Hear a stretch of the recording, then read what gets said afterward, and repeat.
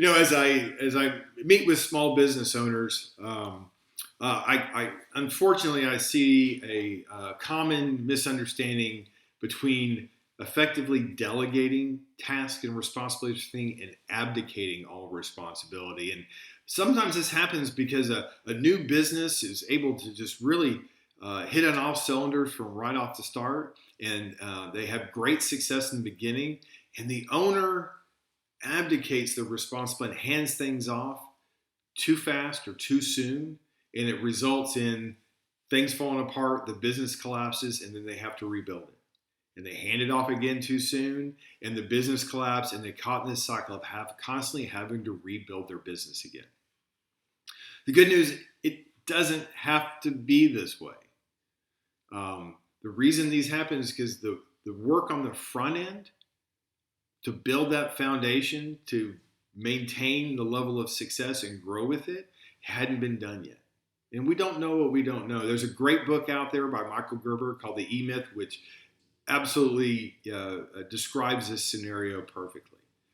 But when we don't have that foundation and we abdicate rather than delegate effectively, what happens is you're going to see a very high level of turnover, because the staff is going to get frustrated that things have been given to them and kind of dumped in their laps without giving the tools to be successful, without having the skills to be successful. And they see the turmoil in the business and they lack confidence in the stability of the business. The other thing I see almost every single time is the team realizes I'm doing all the work, all the responsibility on me, and the owner is kicking back and taking vacations and working 2 hours a week without the foundation being put into place. And what happens is theft occurs, either theft of money or theft of customers. They decide I'm doing everything. The owner has no involvement with this. I'm going to take the customers and start my own business. And the other one is you'll see your customers leave because they're going to see the chaos and the instability of the business, and your customer retention will decline rapidly, and then you're having to replace them as fast as you're bringing them in. Now, I don't want to sound all doom and gloom. So the good news is a little bit of work on the front end, and you'll be able to effectively delegate tasks, which allows you to have more time to work on the business for growth and development and scaling the business, rather than putting out fires all the time because there's no framework for anybody to follow. The second is you're going to see a dramatic reduction in resentment from your team members. And without that resentment, the backlashes and negative consequences that happen. And finally, this is leveraged work. You only have to do this work once, create those systems, create the ability to effectively delegate to people, and you get to reap the rewards and utilize the work you've done over and over and over again.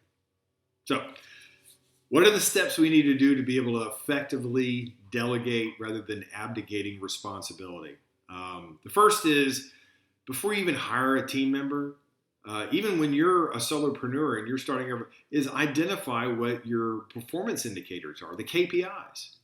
What do you expect is the minimum level, maybe even stretch goals, but minimum level of performance in all key areas according to that role? Because what that is, that's communication.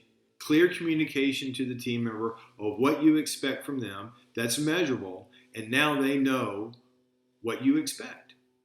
Because without that, we're expecting them to figure it out on their own, to read our minds. How could they possibly know our expectations if we didn't even know them at all? The second is you got to systemize your processes. It's not nearly as time-consuming or as difficult as you, but it's giving them a playbook on how to do the different tasks, whether it's answering the phone, to collecting a payment, to making a follow-up call for sales. Everything needs to be systemized, but that's going to be the how-to manual for your team. Once you've got that documented, you go to the third step, is you got to train them on it. Writing something out and then putting it in a file on your computer and no one ever looking at it again achieves nothing. You got to spend the time and make the investment of time to train your team. And once they're trained, then you got to retrain them. And when you retrain them, then you got to retrain them again. Because as human beings, we drift away from the ideal. How many habits you think in your personal life that good habits you've had that you no longer have anymore? Whether it's an exercise plan or an eating plan, and I was great for a while, and then I cheated this, and we, as human beings, we drift away from the ideal. So retraining brings us back to center so they can get those consistent results and be successful, because it feels good to be successful. And finally, when you've done that, you've got to create a management system to effectively manage your team so that you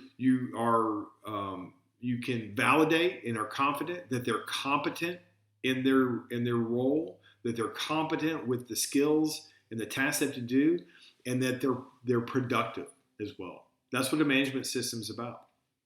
And when you do these four things, again, you're going to be able to effectively delegate to the team, less firefighting, more time to work on the business for growth and scale. You're going to have less team resentment and the negative consequences that go with that. And you're going to have comfort in knowing this was leveraged work. I did it once on the front end, and I get to reap the rewards on the back end forever.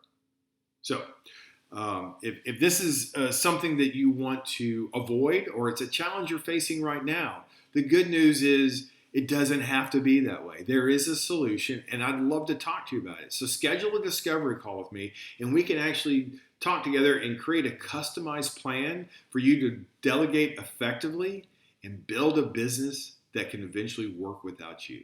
I'd love to hear from you.